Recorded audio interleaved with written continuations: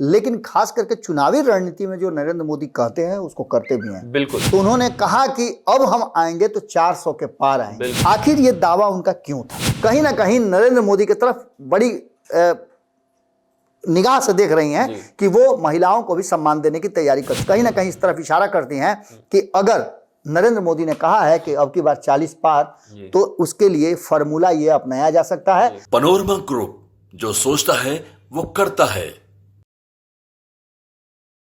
नमस्कार, भारत लाइव देख रहे हैं आप और ये महाभारत 2024 है। देखिए, लोकसभा चुनाव की रणभेरी बज चुकी है। बिहार सहित पूरा देश अब लोकसभा चुनाव की तैयारियों से जो है गुंजामान है। आप देख रहे हैं कि किस प्रकार पूरे देश में लोकसभा की तैयारियों को लेकर गहमागहमी बनी हुई है। तमाम पॉलिटिकल पार्टियां, तमाम बड़े लीडर सीटों को लेकर उठापटक कर रहे हैं। तमाम सर्वे रिपोर्ट्स आ रहे हैं, लेकिन भारत लाइव भी अपने दायित्वों को समझता है। भारत लाइव बिहार का एक अग्रणी पॉलिटिकल चैनल होने के नाते आपको वो सब कुछ बताएगा, आपको वो सारे आंकड़े देगा जो आपको जानना जरूरी है। भारत लाइव बिहार की पॉलिटिकल इंटरनल खबरों को आपके समक्ष लेकर आता है सबसे पहले, और विश्लेषण के माध्यम से हमारे संपादक और बाबा आपको लगातार इंटरनल खबरों को सबसे पहले आप तक पहुंचाते हैं। लेकिन आज हम एक बड़े कार्यक्रम की शुरुआत कर रहे हैं, महाभारत 2024। इस कार्यक्रम के माध्यम से बिहार के तमाम 39 सीटों के बारे में हम विस्तार पूर्वक चर्चा करेंगे और आपको एक और इंटरेस्टिंग बात बताते चले। सदन जब चल रहा था, सदन के आखिरी दिन, प्रधानमंत्री नरेंद्र मोदी ने भरे सदन में सर ऊंचा कर कहा कि अब की बार 400 पार। इससे साफ हो जाता है कि नरेंद्र मोदी एक बड़े रिकॉर्ड की तरफ अपना ध्यान ले जा रहे हैं। कल उन्होंने काशी पहुंचकर बहुत सारी योजनाओं का विस्तार किया। अब की बार 400 पार के आंकड़े केवल इसलिए नहीं दिए गए कि 400 एक बहुत बड़ा आंकड़ा होता है। 414 एक रिकॉर्ड है जो कि कांग्रेस ने बनाया था, और उसी रिकॉर्ड को तोड़ने के फिराक में नरेंद्र मोदी लगे हुए हैं। और आज का जो हमारा महाभारत 2024 है वो इसी के इर्द गिर्द है कि आखिर ये 414 का जो टारगेट है वो नरेंद्र मोदी कैसे तोड़ेंगे, बिहार की 40 सीटों का समीकरण कैसे वो भेद पाएंगे। आज का जो टाइटल है, मोदी के 400 वाला फॉर्मूला डिकोड, कांग्रेस के 414 का रिकॉर्ड ऐसे करेंगे ब्रेक। सीधे बाबा के पास चलते हैं और समझने का प्रयास करते हैं कि बाबा आखिर ये 414 का जो रिकॉर्ड है कैसे तोड़ेंगे नरेंद्र मोदी। देखिए, नरेंद्र मोदी ने अब तक जो बातें कही है जी अपने राजनीतिक जीवन में या फिर राजनीति करने के दौरान, चाहे वो मुख्यमंत्री रहे हों या प्रधानमंत्री की कुर्सी पर बैठे हों, तो बहुत सारी बातों को उन्होंने कहा है जी। कई वादे तो ऐसे हैं जो पूरा ही नहीं किया है, उस पर कोई ध्यान ही नहीं दिया है, करने को तो जुमला बता दिया है।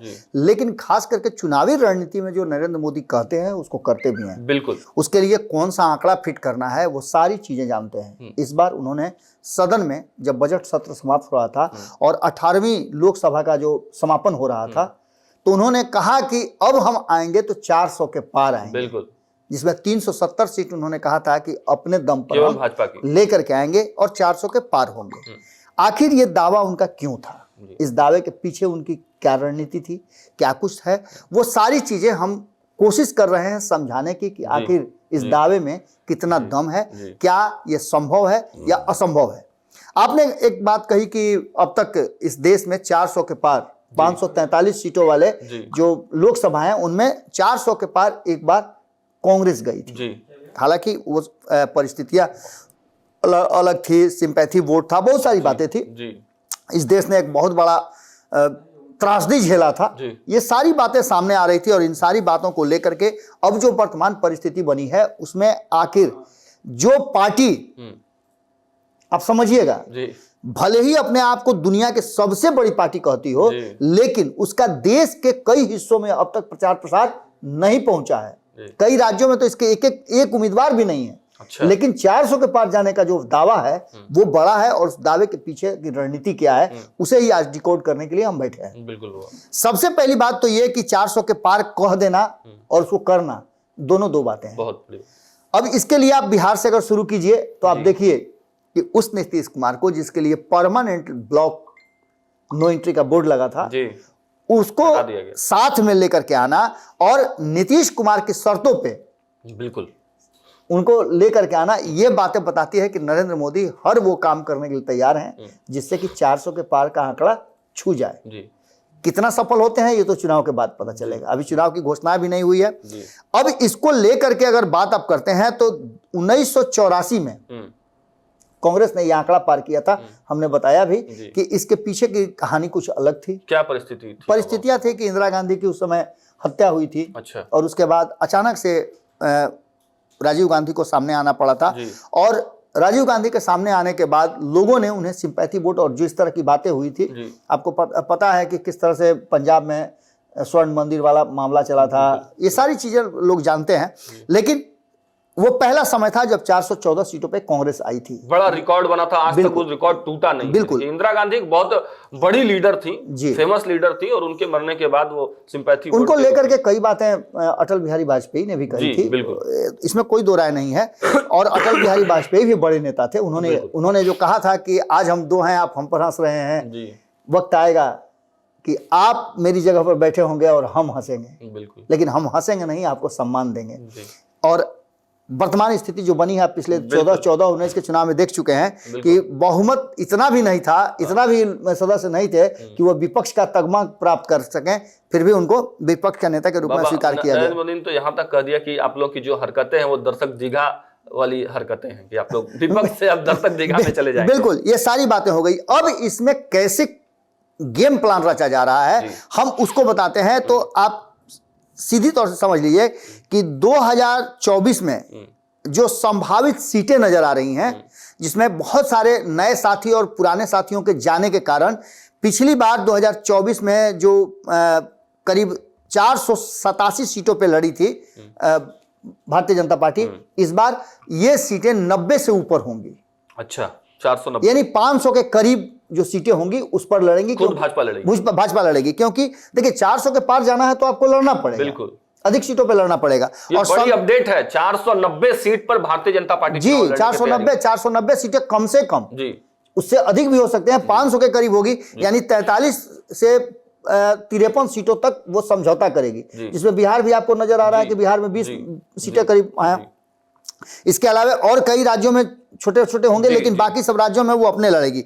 सबसे बड़ा जो पेच है कि अगर आंकड़ों के हवाले से अगर देखा जाए तो 2019 को अगर बहुत करीब से आप देखते हैं तो उसमें आपको 4 खेमे में बांट दीजिए इस देश को, उत्तर, दक्षिण, पूरब, पश्चिम।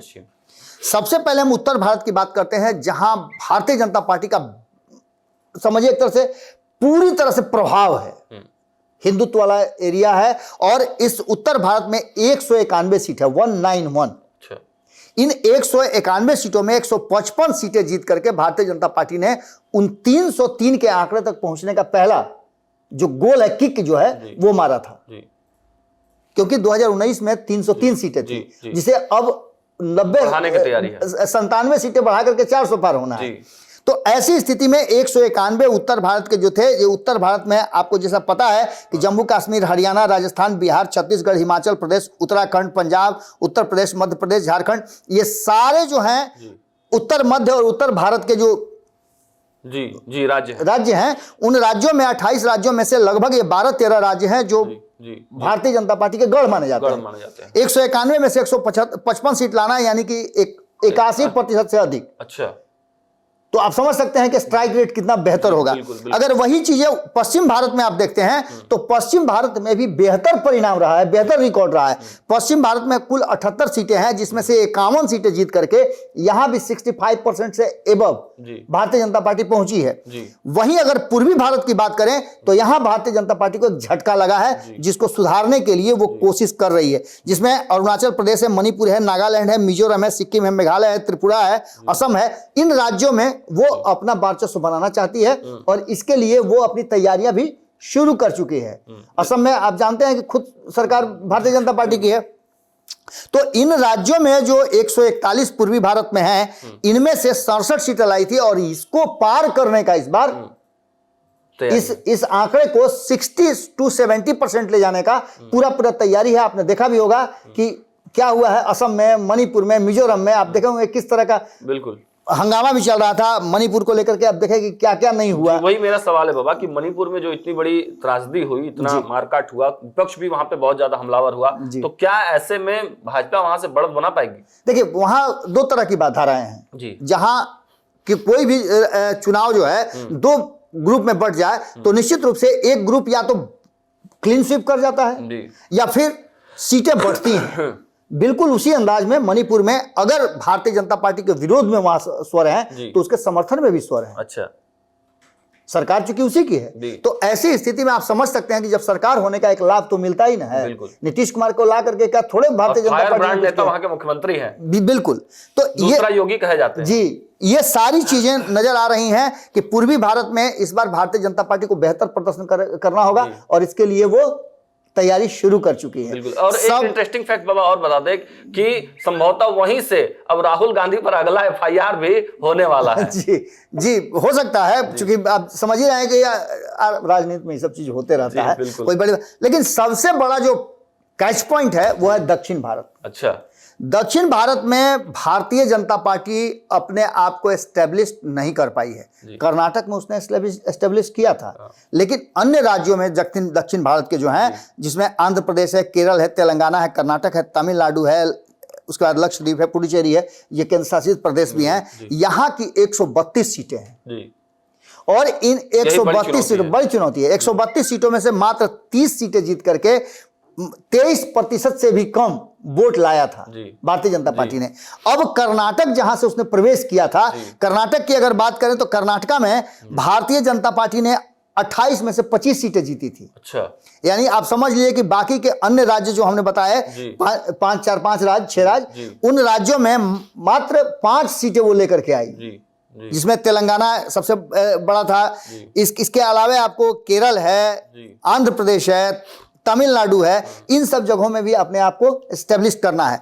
और 132 सीटों में 30 सीट लाने का मतलब ये होता है कि आखिर साउथ में कैसे अपने आप को प्रचार प्रसार करे। तो काशी से केरल तक का जो आपने देखा होगा एक नया कॉरिडोर स्टार्ट किया गया। और इसके अलावे राम मंदिर आपको नजर आया होगा। बिल्कुल, राम मंदिर के पहले लगातार जो है मोदी दौरा कर रहे थे दक्षिण भारत में। आप अगर जाते हैं काशी में तो आप जाकर के देख लीजिएगा कि वहां हिंदी पट्टी के क्षेत्रों से ज्यादा बिल्कुल साउथ के लोग बंच में आते हैं और वहां आकर के श्रद्धा अपना अर्पित करते हैं, समर्पित करते हैं। बिल्कुल। तो सीधे नरेंद्र मोदी ने काशी से केरल तक का जो सफर तय किया है, जो एक रास्ता बना, एक नया गठजोड़ किया है। दूसरा सबसे महत्वपूर्ण बात कि इसके अलावा और कई चीजें नरेंद्र मोदी ने की है। वो लगातार वाराणसी में बैठते हैं, वहां से पूरे दुनिया को मैसेज देते हैं। अब तो राम मंदिर के माध्यम से भी उन्होंने दे दिया है। और इसके अलावे मथुरा भी बाकी है, ज्ञानवापी वाला मामला शुरू हो गया। तो धार्मिक मामले में आप जानते हैं कि साउथ में धर्म और धार्मिक स्थल बहुत ज्यादा है। मंदिर वहां सबसे ज्यादा प्रसिद्ध मंदिर हैं, बहुत सारे। वहां कहा जाता है कि भक्ति का एक तरह समझिए कि बिछा हुआ रहता है। बिल्कुल। और सम्राट चौधरी ने भी बाबा देखना आपने कि मोदी कॉन्क्लेव में उन्होंने कहा कि सबसे ज्यादा पूजा करने वाले प्रधानमंत्रियों में अगर कोई है तो वो नरेंद्र मोदी है। और सबसे ज्यादा जो पूजा पाठ करने वाला क्षेत्र है वो साउथ है। तो ऐसी स्थिति में सीधे साउथ से जोड़ देना इस बार परिणाम को बदलने वाला हो सकता है। और यही वो कारण है जिसको लेकर के नरेंद्र मोदी ने कहा, इस बार कई ऐसे नेता हैं साउथ के जो कभी एमएलसी माफ कीजिएगा राज्यसभा जाते थे, उन लोगों को भी इस बार चुनाव लड़ाने की तैयारी है। और समझौता भी उन्हीं लोगों से किया जा रहा है जो वहां परिणाम को बदल सके। साउथ में कुछ सीटों पे समझौता होगा जिसमें वो परिणाम बदल सके। और जो हमने बताया कि भारतीय जनता पार्टी इस बार जो अधिक सीटों पे लड़ेगी, उसमें से साउथ की सीटें बहुत ज्यादा बढ़ेंगी। अच्छा, ऐसी परिस्थिति में आप समझ सकते हैं कि कर्नाटक में जो 28 में से 25 सीटें जीत करके आई थी, हालांकि विधानसभा चुनाव हार गए हैं, लेकिन लोकसभा की परिस्थितियां अलग होती हैं। वहीं अगर बात करें तमिलनाडु की, तो तमिलनाडु में वोट प्रतिशत बहुत कम था। 2019 में 3.6% वोट लेकर के आए थे भारतीय जनता पार्टी। इस बार इस वोट को बढ़ाने का प्रयास किया जा रहा है। वहीं तेलंगाना की बात करें तो विधानसभा में देखा आपने मजबूती से लड़ी। हालांकि यहाँ की जो वोट प्रतिशत है वो ठीक ठाक था, 20% के आसपास वोट लेकर के भारतीय जनता पार्टी 2019 में आई थी। इसके अलावे आपको बता दें कि केरल में भी 2019 में कोई सीट नहीं जीत पाई थी, लेकिन वहां सोशल इंजीनियरिंग शुरू हो चुका है। वहां आपको बता दें कि कुछ ऐसे क्षेत्र हैं जो ईसाई समुदाय वहां है, ईसाई समुदाय के पढ़े लिखे युवाओं पर भारतीय जनता पार्टी अपना प्रभाव जमा रही है, उन्हें स्पेस दे रही है, उनकी बातों को सुन रही है। तो वो लोग धीरे धीरे करके भारतीय जनता पार्टी की तरफ इस 5 सालों में शिफ्ट हुए हैं, और ये प्लान कोई नया नहीं है, लंबे समय से चल रहा था। वहीं सेंट्रल केरल में एक बहुत मजेदार बात यह है कि वहां हिंदी पट्टी के हिंदी बोलने वाले लोग हैं, हिंदू आबादी बहुत ज्यादा है, तो उस पर विशेष फोकस है।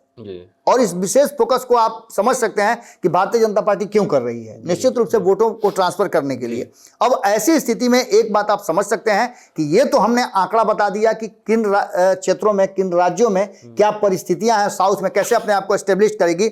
लेकिन इसके अलावे कुछ सीट को बढ़ाने के लिए जो हमने बताया कि राम मंदिर का उद्घाटन हो गया, काशी से सीधे संदेश देते हैं वो, ज्ञानवापी का बात चल रहा है, पूजा हो रहा है बाबा बिल्कुल, मथुरा में प्रवेश करने की बात अब शुरू हो गई है, मथुरा को भी आजाद कराने की।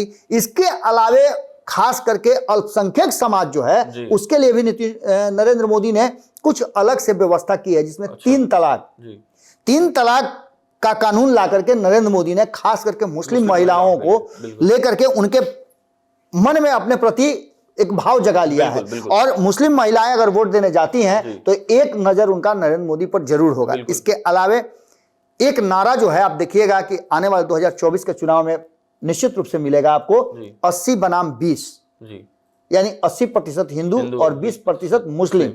इसको लेकर के भी एक बड़ा नेक्सस तैयार किया जा रहा है, जिसको लेकर के हिंदू के वोट को अपने तरफ पोलराइज करने का और बाबा इसका पहला चरण यूसीसी हो सकता है। यूसीसी एक राज्य में बिल्कुल हो गया है। बिल्कुल, आपने यूसीसी की बात कर दी, उसके अलावे एनआरसी है, सीए भी है, ये सारी चीजें कहीं ना कहीं कह दिया है। और इससे भी बड़ी बात हम आपको बता रहे हैं कि चुनाव से ठीक पहले स्पेशल सेशन बुला करके जो 33% महिलाओं को आरक्षण दिया गया है, तो आप समझ लीजिए कि आधी आबादी, यानी आधी आबादी का मतलब हो गया 165 से 170 करोड़ महिलाएं जो हैं वो कहीं ना कहीं नरेंद्र मोदी की तरफ बड़ी निगाह से देख रही हैं कि वो महिलाओं को भी सम्मान देने की तैयारी कर चुके हैं। तो ये सारी परिस्थितियां कहीं ना कहीं इस तरफ इशारा करती हैं कि अगर नरेंद्र मोदी ने कहा है कि अब की बार 40 पार, तो उसके लिए फार्मूला ये अपनाया जा सकता है, और इस फार्मूले से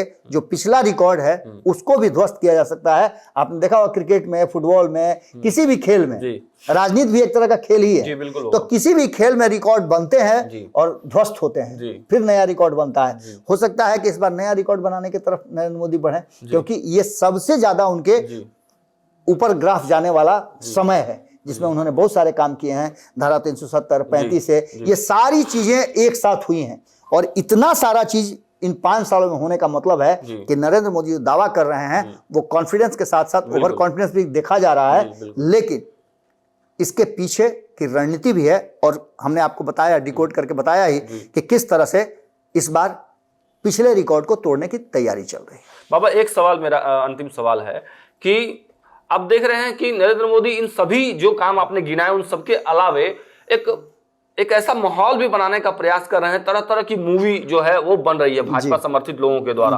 आपने देखा कि केरल पर बना था, फिर कश्मीरी पंडितों पर बना, और कल जो है धारा 370 नाम की मूवी आई, वो भी रिकॉर्ड जो है वो स्थापित कर रही है बाबा। तो क्या मूवी के माध्यम से भी एक माहौल क्रिएट करने का जो है, देखिए ये एक कहा जाए तो उसका एक अंग है जी, मैं हूं अटल चीजों को लेकर के। आपने देखा कि हाल फिलहाल में ऋतुराज सिन्हा ने भी मैं हूं अटल लेकर के पूरे बिहार के मीडिया और बाकी लोगों को दिखा रहे थे। तो ये एक वे है, वे ऑफ थिंकिंग है, जहां भारतीय जनता पार्टी लोगों के दिमाग में डालना चाहती है कि आखिर पहले क्या होता था, अब क्या हो रहा है, और तुलनात्मक अध्ययन करा करके खास करके वो जो नई पीढ़ी है, एक बार 2014 में नई पीढ़ी पर फोकस किया था नरेंद्र मोदी ने, हालांकि वादा तो पूरा नहीं किया है, जिसका मलाल भी है लोगों को, जिस तरह की घुट्टी पिलाई है जी। वो घुट्टी अभी तक असरदार है जी। और खांसी सर्दी से बचना है तो नरेंद्र मोदी का नाम लेना पड़ेगा, नरेंद्र मोदी का घुट्टी पीना पड़ेगा। ये बातें बताने में सफल हो रही है, हालांकि आसान नहीं होगा। 2024 के चुनाव में 400 के पार का वादा दावा दोनों आसान नहीं है। लेकिन फिर वही बात, नरेंद्र मोदी ने कहा है तो संभव भी हो सकता है। बिल्कुल। तो देखिए, बाबा ने आपको बता दिया है, महाभारत 2024 में जो रिकॉर्ड नरेंद्र मोदी लगातार बात कर रहे हैं, अब की बार 400 पार और केवल 370 पार भाजपा के। और जो रणनीति भारतीय जनता पार्टी ने बनाई है, देखिए, मगध ही वो धरती है जो एक समय पूरा भारत यहां से चलता था, और आज यहीं से भारत लाइव ने आपको पूरे भारत का गणित बता दिया है कि आखिर भारत में 400 पार की जो रिकॉर्ड लगने वाली है वो कैसे लगेगी, और नरेंद्र मोदी, अमित शाह और जेपी नड्डा की तिकड़ी जो है इस बार कौन सा बड़ा खेल कर सकती है। हमारे इस नए कार्यक्रम को भी आपका सहयोग और प्यार समर्थन जरूर चाहिए। जैसे तमाम हमारा खेल समझिए, पंचनामा, गेम बड़ा है, तमाम जो कार्यक्रम हमारे चलते हैं उनमें आप सभी लोगों का प्यार और विश्वास लगातार मिलते रहा है। लेकिन जो आज हम लोग कार्यक्रम लेकर आए हैं उसमें भी हम चाहते हैं कि आपका प्यार, आशीर्वाद बना रहे। अगर आपके कोई सवाल है, कोई प्रश्न है, तो आप कमेंट के माध्यम से रख सकते हैं। आप हमें उत्साहवर्धन करने के लिए भी कमेंट करें और हमारे साथ जुड़े रहें। फिलहाल इस में इतना ही। देखते रहिए भारत लाइव। बहुत बहुत धन्यवाद। पनोरमा ग्रुप, जो सोचता है वो करता है। अगर ये वीडियो पसंद आई और वह बिहार के राजनीति और बिहारियत से सरोकार रखेनी तो सब्सक्राइब बटन दबा के चैनल के सब्सक्राइब कर ली। ओजे एगो घंटी बा, ओकरा बटन दबा देला से कुल सटीक और मारक खबर रुआ मुफ्त में मिल जाई। अगर रुआ पत्रकारिता के हमनी के नया प्रयोग में सहयोग कर चाहतानी तो ज्वाइन बटन दबा दी। पेटीएम नंबर नोट कर ली 9386816700। धन्यवाद।